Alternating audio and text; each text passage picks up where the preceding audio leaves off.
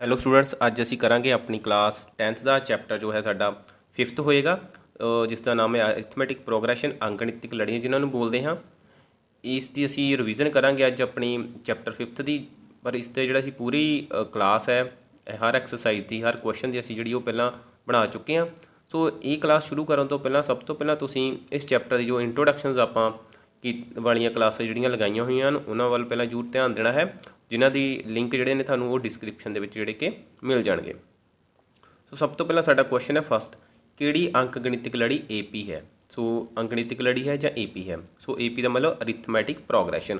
ਸੋ arithmetic ਦਾ ਮਤਲਬ ਹੋਇਆ plus, minus, divide and multiplication. ਚਾਰ ਦੇ ਚਾਰ ਹੀ ਆਪਰੇਸ਼ਨ ਸਾਡੇ ਜਿਹੜੇ ਅਰਿਥਮੈਟਿਕ ਦੇ ਵਿੱਚ ਆ ਜਾਂਦੇ ਹਨ।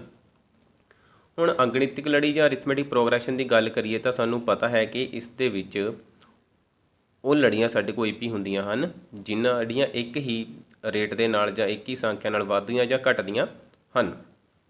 ਹੁਣ ਇਸ ਦੇ ਵਿੱਚ ਸਾਡੇ ਕੋਲ ਕੁਝ ਟਰਮਸ ਹੁੰਦੀਆਂ ਹਨ, ਜਿਸ ਵਿੱਚ ਸਾਡੇ ਕੋਲ A ਹੁੰਦਾ ਹੈ, D ਹੁੰਦਾ ਹੈ, N ਹੁੰਦਾ ਹੈ, AN ਹੁੰਦਾ ਹੈ ਅਤੇ SN ਹੁੰਦਾ ਹੈ। ਠੀਕ ਆ। A ਦਾ ਮਤਲਬ ਸਾਡੇ ਕੋਲ ਹੋਈ ਹੋਗੀ A ਜਾਂ A1 ਅਸੀਂ ਕਹਿ ਲੈਂਦੇ ਹਾਂ। ਫਸਟ ਟਰਮ A ਹੁੰਦੀ ਹੈ, ਸੈਕਿੰਡ ਟਰਮ A2 ਹੋ ਜਾਏਗੀ, ਥਰਡ ਟਰਮ A3 ਹੋ ਜਾਏਗੀ। ਸੋ ਇਸ ਤਰ੍ਹਾਂ ਸਾਡੇ ਕੋਲ ਲਾਸਟ ਟਰਮ ਜਿਹੜੀ ਹੋ ਜਾਏਗੀ ਉਹ AN ਹੋ ਜਾਏਗੀ। ਠੀਕ ਹੈ। D ਦਾ ਮਤਲਬ ਹੁੰਦਾ ਸਾਡਾ ਡਿਫਰੈਂਸ, D ਫੋਰ ਡਿਫਰੈਂਸ, ਇਸ ਨੂੰ CD ਵੀ ਲਿਖਦੇ ਹਾਂ, ਕਾਮਨ ਡਿਫਰੈਂਸ ਵੀ ਕਹਿ ਦਿੰਦੇ ਹਾਂ, ਸਾਂਝਾ ਅੰਤਰ।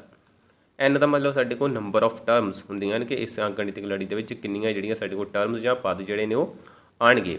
ਸੋ SN ਦਾ ਮਤਲਬ ਸਾਡੇ ਕੋਲ ਹੁੰਦਾ ਹੈ ਸਮੇਸ਼ਨ, S ਦਾ ਮਤਲਬ ਸਮੇਸ਼ਨ, ਸਮੇਸ਼ਨ ਕਿਹਦਾ N ਦਾ ਮਤਲਬ ਕਿ ਸਮੇਸ਼ਨ ਮਤਲਬ ਜੋੜ ਹੋ ਗਿਆ, ਜੋੜ ਕਿਹਦਾ ਨੰਬਰ ਆਫ ਟਰਮਸ ਦਾ ਮਤਲਬ ਕਿ ਜਿੰਨੀਆਂ ਵੀ ਸਾਡੇ ਕੋਲ ਲੜੀਆਂ ਹਨ ਉਹਨਾਂ ਸਾਰੀਆਂ ਦਾ ਜੋੜ।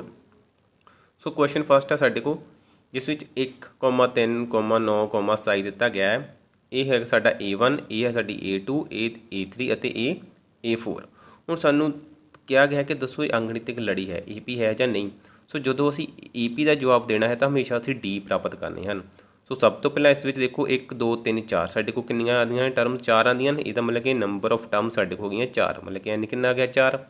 ਜੇਕਰ N 4 ਹੈ ਤਾਂ D ਸਾਡੇ ਕੋਲ ਕਿੰਨੇ ਆਉਣਗੇ 3, ਮਤਲਬ ਕਿ ਸਾਡੇ ਕੋਲ 3 D ਜਿਹੜੇ ਉਹ ਪ੍ਰਾਪਤ ਹੋਣਗੇ। ਠੀਕ ਆ। ਇਹਦਾ ਮਤਲਬ ਹੈ D ਅਸੀਂ ਦੱਸਿਆ ਗਿਣਤੀ D ਦੀ ਕਿੰਨੀ ਹੈ DN, ਮਤਲਬ ਕਿ ਨੰਬਰ ਆਫ D ਕਿੰਨੇ ਹੋਣਗੇ 3। ਸੋ D1 ਸਾਡੇ ਕੋਲ ਹੋਏਗਾ A2 ਮਾਈਨਸ A1। ਸੋ ਦੇਖੋ A2 ਕਿੰਨਾ ਹੈ ਸਾਡੇ ਕੋਲ 3, 3 ਮਾਈਨਸ 1 ਕਰਦੇ ਹਾਂ ਸਾਡੇ ਕੋਲ ਆਉਂਦਾ ਹੈ 2। ਇਹਦਾ ਮਤਲਬ ਕਿ D1 ਤਾਂ ਆ ਗਿਆ ਸਾਡੇ ਕੋਲ 2। ਹੁਣ D2 ਚੈੱਕ ਕਰੋ ਕਿੰਨਾ ਆਉਂਦਾ ਸਾਡੇ ਕੋਲ, ਦੇਖੋ 9 ਮਾਈਨਸ 3, 9 ਮਾਈਨਸ 3 ਕਰੋ ਸਾਡੇ ਕੋਲ ਆ ਗਿਆ 6। ਇਹਦਾ ਮਤਲਬ ਇਹ ਆ ਗਿਆ ਸਾਡੇ ਕੋਲ D2। ਠੀਕ ਹੈ ਨਾ। ਅਸੀਂ ਨੈਕਸਟ ਟਰਮ ਦੇ ਵਿੱਚੋਂ ਲਾਸਟ ਟਰਮ ਜਿਹੜੀ ਪਿੱਛੇ ਵਾਲੀ ਟਰਮ ਹੈ ਉਹ ਘਟਾਈ ਜਾਣੀ ਹੈ ਜਾਂ ਮਾਈਨਸ ਕਰੀ ਜਾਣੀ ਹੈ। ਸੋ ਹੁਣ ਸਾਡੇ ਕੋਲ ਫਿਰ 27 ਚੋਂ 9 ਮਾਈਨਸ ਕਰਾਂਗੇ, ਜਿਹੜਾ ਸਾਡੇ ਕੋਲ ਆਏਗਾ D3। ਵੈਸੇ ਇਸ ਦੀ ਕਰਨ ਦੀ ਸਾਨੂੰ ਲੋੜ ਨਹੀਂ ਹੈ। ਦੇਖੋ ਸਾਡੇ ਕੋਲ D1 ਕਿੰਨਾ ਆਇਆ ਸੀ 2 ਅਤੇ D2 ਕਿੰਨਾ ਆ ਗਿਆ 6। ਦੋਵੇਂ ਸਾਡੇ ਕੋਲ D1 ਜਿਹੜਾ ਸੀ ਉਹ ਬਰਾਬਰ ਨਹੀਂ ਆ ਰਿਹਾ D2 ਦੇ।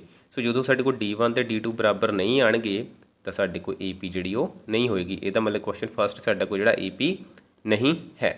ਸੋ ਕੁਐਸਚਨ ਸੈਕਿੰਡ ਸਾਡੇ ਕੋਲ A1 ਸਾਡੇ ਕੋਲ -10, A2 -6, A3 -2 ਅਤੇ A4 ਸਾਡੇ ਕੋਲ 2 ਹੈ। ਹੁਣ ਸਾਡੇ ਕੋਲ ਫਿਰ ਨੰਬਰ ਆਫ ਟਰਮਸ ਕਿੰਨੀਆਂ ਨੇ 4, N ਸਾਡੇ ਕੋਲ ਫਿਰ 4 ਟਰਮਸ ਹਨ। ਇਹਦਾ ਮਤਲਬ ਇਸ ਦੇ ਵਿੱਚ D ਕਿੰਨੇ ਪ੍ਰਾਪਤ ਹੋਣਗੇ 4। ਸੋ ਸਭ ਤੋਂ ਪਹਿਲਾਂ ਅਸੀਂ ਫਸਟ D ਦੀ ਗੱਲ ਕਰਦੇ ਹਾਂ। D1 ਕਿੰਨਾ ਆਏਗਾ ਸਾਡੇ ਕੋਲ -6 -10। ਸੋ ਕੁਐਸਚਨ ਨੂੰ ਧਿਆਨ ਨਾਲ ਸਮਝਣਾ ਹੈ। ਹੁਣ ਦੇਖੋ ਸਾਨੂੰ ਪਤਾ ਕਿ A2 ਚੋਂ A1 ਮਾਈਨਸ ਕਰਨਾ ਹੈ, ਅਸੀਂ -6 ਲਿਖ ਲਿਆ। ਹੁਣ ਜਦੋਂ ਅਸੀਂ 10 ਨੂੰ ਮਾਈਨਸ ਕਰਨਾ ਹੈ ਤਾਂ 10 ਦੇਖੋ ਸਾਡੇ ਕੋਲ ਪਹਿਲਾਂ ਹੀ ਮਾਈਨਸ ਦੇ ਵਿੱਚ ਜਿਹੜਾ ਕਿ ਦੇ ਦਿੱਤਾ ਗਿਆ ਹੈ। ਸੋ ਜਦੋਂ ਅਸੀਂ ਮਾਈਨਸ ਵਾਲੀ ਸੰਖਿਆ ਨੂੰ ਮਾਈਨਸ ਕਰਦੇ ਹਾਂ ਤਾਂ ਧਿਆਨ ਰੱਖਣਾ ਅਸੀਂ ਉਸ ਨੂੰ ਪਲੱਸ ਕਰਾਂਗੇ। ਸੋ ਸਾਡੇ ਕੋਲ ਬਣ ਗਿਆ +10 ਆ ਜਾਏਗਾ ਇੱਥੇ, ਸੌਰੀ ਇੱਥੇ 10 ਆਏਗਾ। ਸੋ ਸਾਡੇ ਕੋਲ ਇਹ ਕੀ ਬਣ ਜਾਏਗਾ 10 - 6 ਹੋ ਗਿਆ। ਠੀਕ ਹੈ। 10 ਤਾਂ ਪੋਜ਼ੀਟਿਵ ਹੈ, ਅਸੀਂ ਅੱਗੇ ਲਿਖ ਲਿਆ, -6 ਆ ਗਿਆ।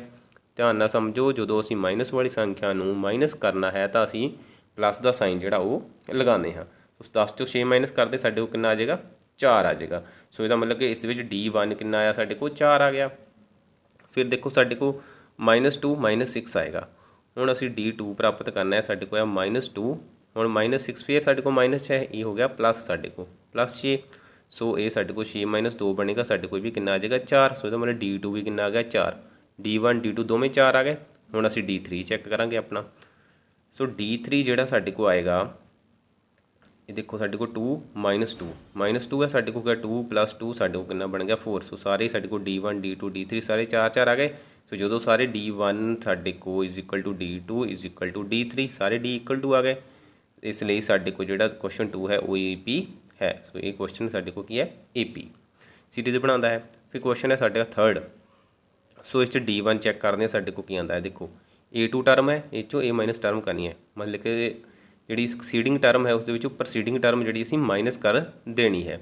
-3/2 ਇਹ ਦੇਖੋ ਫਿਰ ਮਾਈਨਸ 'ਚ ਹੈ, ਇਹਦਾ ਮਤਲਬ ਇਹ ਹੋ ਗਿਆ ਸਾਡੇ ਕੋਲ ਪਲੱਸ 1/2। ਸੋ ਇਸ ਦਾ LCM ਚੈੱਕ ਕਰੋ ਕਿੰਨਾ ਆਉਂਦਾ ਹੈ। ਦੋਵਾਂ ਦੇ ਨੀਚੇ 2 ਲੱਗਾ ਹੋਇਆ ਹੈ। ਜਦੋਂ ਵੀ ਸਾਡੇ ਕੋਲ ਹਰ ਦੇ ਵਿੱਚ ਇੱਕੋ ਸੰਖਿਆ ਹੋਵੇ ਤੇ ਦੋ ਸੰਖਿਆਵਾਂ ਜਾਂ ਜ਼ਿਆਦਾ ਸਾਡੇ ਕੋਲ ਵਟੇ ਵਿੱਚ ਹੋਣ, ਇੱਕੋ ਹੀ ਸੰਖਿਆ ਨੀਚੇ ਹੋਵੇ ਤਾਂ ਸਾਡੇ ਕੋਲ ਹੀ LCM ਦੇ ਵਿੱਚ ਜਿਹੜੀ ਉਹ ਆ ਜਾਂਦੀ ਹੈ। ਹੁਣ ਉੱਪਰ -3 ਹੈ ਵਿੱਚ ਪਲੱਸ ਹੈ, ਇਸ ਨੂੰ ਅਸੀਂ ਸਿੱਧਾ ਇਸ ਤਰ੍ਹਾਂ ਹੀ ਲਿਖ ਦਾਂਗੇ। ਠੀਕ ਹੈ, ਇਹ ਉਦੋਂ ਹੀ ਹੋਣਾ ਆ ਜਦੋਂ ਸਾਡੇ ਕੋਲ ਹਰ ਜਿਹੜੇ ਨੇ ਜਾਂ ਡਿਨੋਮੀਨੇਟਰ ਜਿਹੜਾ ਹੈ ਉਹ ਸੇਮ ਦਿੱਤਾ ਹੋਵੇ। ਤਾਂ ਸਾਡੇ ਕੋਲ ਹੋ ਗਿਆ -3 + 1 ਹੋ ਗਿਆ -2/2 ਕੈਂਸਲ ਕਰਕੇ ਸਾਡੇ ਕੋਲ ਕੀ ਆ ਗਿਆ -1 ਜਿਹੜਾ ਉਹ ਆ ਜਾਂਦਾ ਹੈ।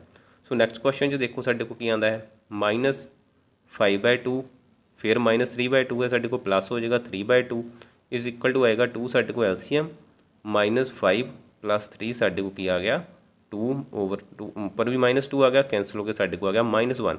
ਸੋ D1 ਵੀ ਸਾਡੇ ਕੋਲ -1 D2 ਵੀ ਸਾਡੇ ਕੋਲ -1 D3 ਕਿੰਨਾ ਆਏਗਾ ਧਿਆਨ ਨਾਲ ਸਮਝੋ। ਹੁਣ ਕੁਐਸਚਨ ਨੂੰ ਜੇਕਰ ਅਸੀਂ ਵੈਸੇ ਹੀ ਦੱਸਣਾ ਹੋਵੇ, ਇੱਕ ਗੈਸ ਕਰਨਾ ਹੋਵੇ, ਦੇਖੋ ਨੀਚੇ ਸਾਰਿਆਂ ਦੇ 2 ਕਲੀਅਰ ਹੈ ਕਿ ਨੀਚੇ 2 ਹੀ ਆਏਗਾ ਸਾਡੇ ਕੋਲ। ਹੁਣ ਦੇਖੋ -1 ਫਿਰ ਤੁਸੀਂ ਕਿੰਨੇ ਘਟਦੇ ਹਨ -2 -3 ਇਸ ਤਰ੍ਹਾਂ ਆ ਗਿਆ -3 -4 -5 ਠੀਕ ਹੈ ਨਾ। ਦੋਵਾਂ ਦੇ ਵਿੱਚ ਸਾਡੇ ਕੋਲ ਇੱਥੇ ਵੀ -2 ਵਿਚਕਾਰ ਆਉਂਦਾ ਹੈ, ਇੱਥੇ -4 ਵਿਚਕਾਰ ਆਉਂਦਾ ਹੈ, ਇੱਥੇ -6 ਆਉਂਦਾ ਹੈ। ਸੋ ਉੱਪਰ ਜਿੰਨੇ ਵੀ ਸਾਡੇ ਕੋਲ ਅੰਸ਼ ਹਨ ਜਾਂ ਨੋਮੀਨੇਟਰਸ ਹਨ ਸਾਰਿਆਂ ਦੇ ਵਿੱਚ ਸਾਡੇ ਕੋਲ ਇੱਕ ਸੰਖਿਆ ਵਿਚਕਾਰ ਆ ਰਹੀ ਹੈ। ਇਹਦਾ ਮਤਲਬ ਇੱਥੇ ਵੀ ਸਾਡੇ ਕੋਲ ਜਿਹੜਾ -2/2 ਆਏਗਾ ਅਤੇ ਸਾਡੇ ਕੋਲ ਕੈਂਸਲ ਹੋ ਕੇ -1 ਆਏਗਾ। ਸੋ ਇਹ ਥਰਡ ਕੁਐਸਚਨ ਵੀ ਸਾਡਾ AP ਦਾ ਜਿਹੜਾ ਕੁਐਸਚਨ ਉਹ ਬਣ ਜਾਂਦਾ ਹੈ। ਸੋ ਇਸ ਵਿੱਚ ਵੀ ਸਾਡੇ ਕੋਲ D1 = D2 = D3 ਜਿਹੜਾ ਕਿ ਉਹ ਆਉਣਗੇ। ਸੋ ਇਸ ਤੋਂ ਬਾਅਦ ਸਾਡਾ ਕੁਐਸਚਨ ਨੰਬਰ ਆਉਂਦਾ ਹੈ 2। ਸੋ ਕੁਐਸਚਨ ਨੰਬਰ 2 ਦੇ ਵਿੱਚ ਦੇਖੋ ਕੀ ਹੈ, ਹੇਠ ਲਿਖੀ ਅੰਕ ਗਣਿਤਕ ਲੜੀ AP ਦਾ ਪਹਿਲਾ ਪਦ A ਅਤੇ ਸਾਂਝਾ ਅੰਤਰ D ਪਤਾ ਕਰੋ। ਸੋ ਸਾਂਝਾ ਅੰਤਰ ਮਤਲਬ ਕਿ ਕਾਮਨ ਡਿਫਰੈਂਸ ਸਾਡੇ ਕੋਲ CD ਆ ਗਿਆ। ਸੋ ਫਸਟ ਟਰਮ ਦਾ ਮਤਲਬ ਅਸੀਂ A ਜਿਹੜੀ ਕਿ ਫਾਈਂਡ ਕਰਨੀ ਹੈ। ਫਸਟ ਟਰਮ ਵੀ ਲਿਖ ਸਕਦਾ ਜਾਂ A1 ਵੀ ਲਿਖ ਸਕਦਾ ਹੈ। ਠੀਕ ਹੈ, T1 ਵੀ ਲਿਖਿਆ ਜਾਂਦਾ ਹੈ ਕਈ ਵਾਰੀ। ਠੀਕ ਹੈ, ਧਿਆਨ ਰੱਖਣਾ ਇਹਨਾਂ ਗੱਲਾਂ ਦਾ। ਸੋ ਹੁਣ ਕੁਐਸਚਨ ਦੇ ਵਿੱਚ ਸਾਡੇ ਕੋਲ ਕੀ ਹੈ -5 -1 3 ਐਂਡ 7। ਸੋ ਸਭ ਤੋਂ ਪਹਿਲਾਂ ਸਾਡੇ ਕੋਲ ਇਹ ਟਰਮ ਤਾਂ ਹੋ ਗਈ A1। ਸੋ ਸਾਡੇ ਕੋਲ ਕਲੀਅਰ ਹੈ ਕਿ A1 ਕਿੰਨਾ ਆ ਗਿਆ ਸਾਡੇ ਕੋਲ -5। ਹੁਣ ਰਹੇਗਾ ਸਾਡਾ D ਦੇਖਦੇ ਹਾਂ ਸਾਡੇ ਕੋਲ ਕਿੰਨਾ ਆਉਂਦਾ ਹੈ -1। ਸੋ ਇਸ ਟਰਮ ਨੂੰ ਮਾਈਨਸ ਕਰਨਾ ਹੈ A1 ਨੂੰ ਅਸੀਂ, ਇਹ ਸਾਡੇ ਕੋਲ ਆ ਜਾਏਗਾ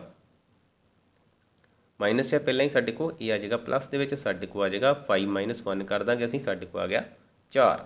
ਸੋ ਸਾਡੇ ਕੋਲ D1 ਜਿਹੜਾ ਜਾਂ D ਸਾਡੇ ਕੋਲ ਕਿੰਨਾ ਆ ਜਾਂਦਾ ਹੈ 4 ਆ ਜਾਂਦਾ ਹੈ। ਫਿਰ ਦੇਖੋ 2 4 6 8। ਸੋ A1 ਕਿੰਨਾ ਆਉਂਦਾ ਹੈ ਸਾਡੇ ਕੋਲ, ਜਾਂ A1 ਔਰ A ਇਕੱਲਾ ਵੀ ਕਹਿ ਸਕਦੇ ਅਸੀਂ, ਸਾਡੇ ਕੋਲ ਆ ਗਿਆ 2। ਸੋ D ਕਿੰਨਾ ਆਉਂਦਾ ਸਾਡੇ ਕੋਲ 4 - 2 ਬਰਾਬਰ ਆ ਗਿਆ 2। ਸੋ ਦੇਖੋ ਮੈਂ ਹਰ ਵਾਰੀ ਹਰ ਕੁਐਸਚਨ ਦੇ ਵਿੱਚ ਫਾਰਮੂਲਾ ਜਿਹੜਾ ਨਹੀਂ ਲਿਖਾਂਗਾ, ਕਲੀਅਰ ਹੋਣਾ ਚਾਹੀਦਾ ਕਿ D ਜਿਹੜਾ ਸਾਡੇ ਕੋਲ ਹੁੰਦਾ ਹੈ A2 - A1 ਹੁੰਦਾ ਹੈ। ਠੀਕ ਹੈ, ਤਾਂ ਅਸੀਂ ਹਰ ਕੁਐਸਚਨ ਦੇ ਵਿੱਚ ਹਰ ਚੀਜ਼ ਨੂੰ ਰਿਪੀਟ ਜਿਹੜਾ ਉਹ ਨਹੀਂ ਕਰਾਂਗੇ। ਸੋ ਥਰਡ ਕੁਐਸਚਨ ਹੈ ਸਾਡੇ ਕੋਲ A ਆ ਗਿਆ ਸਾਡੇ ਕੋਲ 1/3, D ਫਾਈਂਡ ਕਰਨਾ ਹੈ। D ਲਈ ਸਾਡੇ ਕੋਲ ਆ ਗਿਆ 5/3 - 1/3। LCM ਕਿੰਨਾ ਆ ਗਿਆ ਸਾਡੇ ਕੋਲ 3, ਉੱਪਰ ਹੋ ਗਿਆ ਸਾਡੇ ਕੋਲ 5 - 1, ਇਹ ਆ ਗਿਆ 4/3। ਸੋ D ਕਿੰਨਾ ਆ ਗਿਆ ਸਾਡੇ ਕੋਲ 4/3। ਸੋ ਦੋਵੇਂ ਨਿਕਲ ਗਏ, ਸਾਡੇ ਕੋਲ A ਵੀ ਆ ਗਿਆ ਅਤੇ D ਵੀ ਆ ਜਾਂਦਾ ਹੈ। ਫਿਰ ਸਾਡੇ ਕੋਲ ਆਉਂਦਾ ਹੈ ਕੁਐਸਚਨ ਨੰਬਰ 3। ਅੰਕ ਗਣਿਤਕ ਲੜੀ ਮਤਲਬ ਕਿ AP ਅਰਿਥਮੈਟਿਕ ਪ੍ਰੋਗਰੈਸ਼ਨ ਦੇ ਹੇਠਾਂ ਦਰਸਾਏ ਪਦ ਪਤਾ ਕਰੋ। So find the mentioned terms of the given AP। So ਇਹ ਸਾਡੇ ਕੋਲ ਇੱਕ AP ਦਿੱਤੀ ਗਈ ਹੈ 10 13 16 ਐਂਡ 19 ... 20th। ਸੋ 20ਵਾਂ ਟਰਮ ਜਿਹੜੀ ਅਸੀਂ ਉਹ ਪਤਾ ਕਰਨੀ ਹੈ, ਮਤਲਬ ਕਿ ਅਸੀਂ 20ਵੇਂ ਨੰਬਰ 'ਤੇ ਜੇਕਰ ਇਸ ਤਰ੍ਹਾਂ ਲਿਖਦੇ ਜਾਈਏ ਤਾਂ 20 ਨੰਬਰ 'ਤੇ ਜਾ ਕੇ ਕੀ ਆਵੇਗਾ ਅਸੀਂ ਉਹ ਲਿਖਣਾ ਹੈ। ਹੁਣ ਇਸ ਦੇ ਲਈ ਪੂਰੀ ਡਿਟੇਲ ਦੇ ਲਈ ਤੁਹਾਨੂੰ ਇੰਟਰੋਡਕਸ਼ਨ ਕਲਾਸ ਜਿਹੜੀਆਂ ਲਗਾਉਣੀਆਂ ਪੈਣਗੀਆਂ। ਸੋ ਸਭ ਤੋਂ ਪਹਿਲਾਂ ਉਹਨਾਂ ਨੂੰ ਲਗਾ ਲਿਆ ਜਾਵੇ, ਕਿਉਂਕਿ ਉਸ ਨੂੰ ਲਗਾਉਣ ਦੇ ਨਾਲ ਤੁਹਾਡਾ ਜਿਹੜਾ ਬਹੁਤ ਹੀ ਫਾਇਦਾ ਜਿਹੜਾ ਉਹ ਹੋਵੇਗਾ। ਸੋ ਅਸੀਂ ਇੱਥੇ ਜ਼ਿਆਦਾ ਡਿਟੇਲ 'ਚ ਨਹੀਂ ਟੂ ਦਾ ਪੁਆਇੰਟ ਗੱਲ ਕਰਕੇ ਚੱਲਦੇ ਹਾਂ। ਦੇਖੋ ਅਸੀਂ ਪਤਾ ਕਰਨਾ ਹੈ 20ਵਾਂ ਪਦ। ਸੋ ਜਦੋਂ ਵੀ ਅਸੀਂ ਜਿਹੜੀ ਟਰਮ ਫਾਈਂਡ ਕਰਨੀ ਹੁੰਦੀ ਹੈ, ਦੇਖੋ 20 ਫਾਈਂਡ ਕਰਨੀ ਹੈ, ਸਭ ਤੋਂ ਪਹਿਲਾਂ A ਤਾਂ ਹਮੇਸ਼ਾ ਆਏਗਾ ਹੀ ਆਏਗਾ। ਠੀਕ ਹੈ, ਸੋ ਪਲੱਸ ਆਏਗਾ ਇਸ ਤਰ੍ਹਾਂ ਹੀ। ਸੋ ਟਰਮ ਕਿਹੜੀ ਪਤਾ ਕਰਨੀ ਹੈ 20ਵੀਂ, ਤਾਂ ਇਸ ਤੋਂ ਇੱਕ ਘੱਟ ਟਰਮ ਕੀ ਬਣ ਗਈ 19, ਮਤਲਬ ਕਿ ਇੱਥੇ ਕਰਾਂਗੇ 19D, ਮਤਲਬ ਕਿ ਇੱਕ ਤਾਂ A ਚਾਹੀਦਾ ਸਾਡੇ ਕੋਲ ਪਲੱਸ ਫਿਰ 19 ਆਏਗਾ ਹੀ ਆਏਗਾ ਸਾਡੇ ਕੋਲ, ਕਿਉਂਕਿ ਜਿੰਨੀ ਟਰਮ ਇੱਥੇ ਹੋਵੇ ਇਹ ਤੋਂ ਇੱਕ ਘੱਟ ਟਰਮ ਅਸੀਂ ਇੱਥੇ ਲਿਖਣੀ ਹੈ ਅਤੇ D ਨੂੰ ਇਸ ਨਾਲ ਗੁਣਾ ਕਰ ਦੇਣੀ ਹੈ। ਹੁਣ ਸਾਨੂੰ ਚਾਹੀਦਾ ਕਿ ਇੱਕ A ਚਾਹੀਦਾ ਤੇ ਦੂਸਰਾ D ਚਾਹੀਦਾ ਹੈ। ਸੋ ਦੇਖੋ ਸਾਡੇ ਕੋਲ A ਕੀ ਆਉਂਦਾ ਹੈ, A ਹੈ ਸਾਡੇ ਕੋਲ ਬਰਾਬਰ, ਪਹਿਲੀ ਟਰਮ ਕੀ ਹੈ 10, ਸੋ ਸਾਡੇ ਕੋਲ A ਬਰਾਬਰ ਆ ਗਿਆ 10। D ਕਿੰਨਾ ਆਉਂਦਾ ਸਾਡੇ ਕੋਲ, ਠੀਕ ਹੈ, दूसरी टर्म की है 13, 13 माइनस 10 साढ़े को कितना आ गया 3, सो डी कितना आ गया 3 आ जाता है साढ़े को। हुण असीं वैल्यूज पुट करते हैं, A20 साढ़े को आएगा, A कितना है 10 प्लस 19 19 तो मल्टीप्लाई करना कर देंगे 3 दे नाल, सो साढ़े को आ गया 10 प्लस 19 3 ज़ार 57 19 ती 57 साढ़े को आ गया ए बी बराबर 57 प्लस 10 कितना हो गया 67 67। सो साढ़े को जिहड़ा 20वें पद होएगा ਜਾਂ 20वें नंबर ਤੇ ਜਿਹੜੀ ਟਰਮ ਆਏਗੀ ਉਹ ਲਿਖੀ ਜਾਏਗੀ 67। ਸੋ ਫਿਰ ਕੁਐਸਚਨ ਹੈ ਸੈਕੰਡ, ਜੇਕਰ A 10 ਹੈ D ਬਰਾਬਰ 2 ਹੋਵੇ ਤਾਂ A 10 ਪਤਾ ਕਰੋ। ਸੋ ਦੇਖੋ A 10 ਦਾ ਫਾਰਮੂਲਾ ਕੀ ਬਣੇਗਾ ਸਾਡੇ ਕੋਲ, A ਪਲੱਸ ਦੇਖੋ 10 ਹੈ, ਕਿੰਨੀਆਂ ਟਰਮ ਨੂੰ ਅਸੀਂ ਜਿਹੜਾ ਕਿ D ਨਾਲ ਮਲਟੀਪਲਾਈ ਕਰਾਂਗੇ, 9 ਟਰਮ ਨੂੰ, 9th ਟਰਮ ਨੂੰ ਅਸੀਂ D ਨਾਲ ਮਲਟੀਪਲਾਈ ਕਰ ਦਾਂਗੇ। ਕਿਸ ਤਰ੍ਹਾਂ, ਕਿਉਂਕਿ 10 ਤੋਂ ਘੱਟ ਇੱਕ ਟਰਮ ਅਸੀਂ ਇੱਥੇ ਐਡ ਕਰਨੀ ਹੁੰਦੀ ਹੈ। ਹੁਣ ਸਾਡੇ ਕੋਲ A ਕਿੰਨਾ ਹੈ, ਦੇਖੋ 10 ਦਿੱਤਾ ਗਿਆ ਹੈ, प्लस 9 तो D कितना है 2, सॉल्व करते हैं, 10 का 10 तो इस तरह ही आ गया साढ़े को, 9 ਨੂੰ 2 ਨਾਲ मल्टीप्लाई करो, 9 2 ज़ार 18, 9 दूनी 18, सो 10 ਤੇ प्लस 18 ਨੂੰ ऐड किया साढ़े को आ गया 28। सो ਇਹਦਾ मतलब कि ये 10 टर्म जी साढ़े को 10th टर्म है वो कितनी आ जाती है 28 आ जाती है। फिर क्वेश्चन है साਡਾ थर्ड क्वेश्चन का third part, 5 11 17 23 dot dot dot dot n पद, सो nth टर्म असी फाइंड करनी है। So what you mean by nth term an, सो जो देखो साढ़े को 10 सी असी A 10 लिखा सी, हुण an क्या था असी A n लिखा है, सो इज इक्वल टू होगी A प्लस, सो देखो A तो सारिया च आना जिस तरह इत्थे लिखा इस तरह इत्थे लिखा, ठीक है। हुण n टर्म जिहड़ी टर्म इत्थे होवे उस तो एक टर्म असी इत्थे D दे नाल मल्टीप्लाई गुणा जिहड़ी कि असी करते हाँ। ਹੁਣ n ਤੋਂ ਇੱਕ ਘੱਟ ਟਰਮ ਕਿਹੜੀ ਹੋਏਗੀ, n ਆ ਗਿਆ, ਇਸ ਤੋਂ ਇੱਕ ਘੱਟ ਟਰਮ n ਮਾਈਨਸ 1 ਨਾਲ ਆ ਗਿਆ D। ਸੋ ਦੇਖੋ 10 ਸੀ, 10 ਤੋਂ ਇੱਕ ਘੱਟ ਟਰਮ ਅਸੀਂ 9 ਲਿਖ ਲਈ, ਠੀਕ ਹੈ। ਇੱਥੇ n ਕੋਈ ਸਾਡੇ ਕੋਲ ਇੱਕ ਟਰਮ ਦੇਤੀ n, ਹੁਣ n ਕੋਈ ਸੰਖਿਆ ਤਾਂ ਨਹੀਂ ਹੈ ਸਾਡੇ ਕੋਲ, ਠੀਕ ਹੈ, ਬਟ ਕੋਈ ਨਾ ਕੋਈ ਨੰਬਰ ਤਾਂ ਹੋਏਗਾ, ਬਟ ਇਹ ਸਾਡੇ ਕੋਲ n ਹੈ ਤਾਂ ਅਸੀਂ n ਨੂੰ ਇੱਕ ਮਾਈਨਸ ਜਿਹੜਾ ਕਿ ਇਹਦੇ ਚੋਂ ਇੱਕ ਕਰਤਾ ਹੈ। ਹੁਣ ਦੇਖੋ A ਕਿੰਨਾ ਹੈ ਸਾਡੇ ਕੋਲ 5 प्लस n माइनस 1 इस तरह ही चलेगा। सो D कितना है साढ़े को, D पता करना पवेगा, D आएगा साढ़े को सैकेंड टर्म कितनी है 11 माइनस 5, साढ़े को कितना आ गया 11 माइनस 5 6, इतने आएगा साढ़े को 6। हम देखो 5 प्लस 6 ਨੂੰ ਇਹਨਾਂ मल्टीप्लाई कर दो ब्रैकेट ਨੂੰ, सो जो भी इस तरह दो फैक्टर इकट्ठे हो गए तो मल्टीप्लाई होंगे आपस में। मल्टीप्लाई किस तरह करनी है, देखो 6 ਨੂੰ पहले n ਨਾਲ मल्टीप्लाई करो 6n माइनस फिर 6 ਨੂੰ 1 ਨਾਲ करो 6, ਹੁਣ ਸਾਡੇ को हो गया 6n 5 माइनस 6 प्लस 5 माइनस 6, हुण 5 चो 6 माइनस करो कितना आ जाएगा। हुण कई बच्चे कहेंगे कि छोटी संख्या माइनस नहीं होएगा साढ़े को, ठीक है, पर ध्यान रखना है कि जो भी छोटी संख्या जो वड्डी माइनस करते हाँ तो तुसीं करना कि वड्डी चो छोटी घटा दो, 6 चो 5 घटाते 1 आ गया। हुण प्रॉब्लम आएगी साइन कढ़ाना, देखो इन्होंने दोवां च वड्डी संख्या किहड़ी है माइनस, सो जिहड़ी संख्या साढ़े को वड्डी होवे उहदे वाला साढ़े को साइन जिहड़ा वो आंदा है। सो आंसर की होएगा साढ़े को 6n माइनस 1 होएगा। सो ये साढ़े को nth टर्म जी वो आ जाती है। इस क्लास में सिर्फ असी अपने 3 क्वेश्चन ही करांगे, क्योंकि नहीं तो क्लास जी साड़ी बहुत वड्डी हो जाती है। सो इसलिए बाकी क्वेश्चन जोड़े असी अपनी नैक्सट क्लास में करते हैं। सो जेकर वधिया लगी क्लास तो लाइक कर दो, वध तो वध बच्चों तक शेयर करो। सो नैक्सट क्लास में मिलते हैं आप अपने अगले क्वेश्चन के नाल। Thank you.